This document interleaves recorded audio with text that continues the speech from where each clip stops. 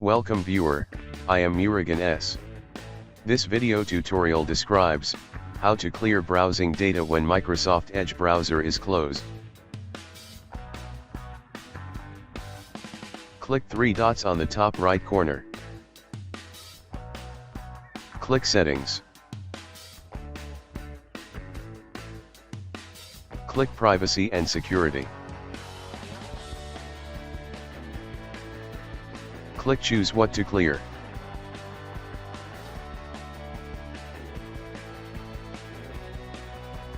Turn on, always clear this when I close the browser.